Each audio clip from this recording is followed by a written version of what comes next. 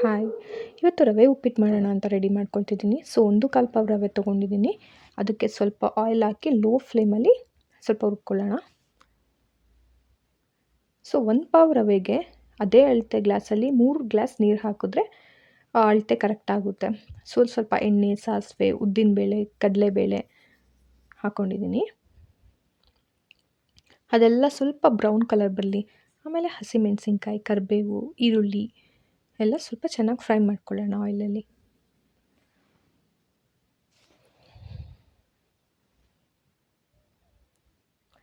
Vegetables ಕೂಡ ಹಾಕ್ಕೊಳ್ಬೋದು.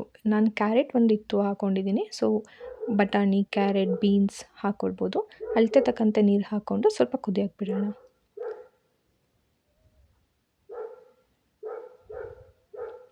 ನೀರಲ್ಲೇ ಸ್ವಲ್ಪ ತರಕಾರಿ ಎಲ್ಲ ಬೆಂದ್ಕೊಳ್ಳುತ್ತೆ. ಸೊ ಸ್ವಲ್ಪ ಕಲ್ಲುಪ್ಪು ಹಾಕಿ, ರುಚಿಗೆ ತಕ್ಕಷ್ಟು ಕಲ್ಲುಪ್ಪು ಹಾಕಿ ಕುದಿಸ್ಕೊಳ್ಳೋಣ. ರವೆ ಹುರ್ಕೊಂಡಿರ್ತೀವಲ್ವ, ಲೋ ಫ್ಲೇಮ್ ಮಾಡಿ ಸ್ವಲ್ಪ ಸ್ವಲ್ಪನೇ ರವೆ ಹಾಕಿ ತಿರ್ಕೊಳ್ಳೋಣ. ಇಲ್ಲಾಂದರೆ ಮುದ್ದೆ ಆಗಿಬಿಡುತ್ತೆ, ಸ್ವಲ್ಪ ಗಂಟು ಆ ಥರ ಆಗುತ್ತೆ. ಸೊ ಸ್ವಲ್ಪ ಸ್ವಲ್ಪನೇ ರವೆ ಹಾಕ್ಕೊಂಡು ಮಿಕ್ಸ್ ಮಾಡಿಕೊಂಡ್ರೆ ಆಯಿತು. ಮತ್ತು ಲಾಸ್ಟಲ್ಲಿ ಸ್ವಲ್ಪ ಕೊತ್ತಂಬರಿ ಸೊಪ್ಪು ಮತ್ತು ಕಾಯಿ ತುರಿ ಹಾಕ್ಕೊಂಡ್ರೆ ಟೇಸ್ಟ್ ತುಂಬ ಚೆನ್ನಾಗಿರುತ್ತೆ. Thank you.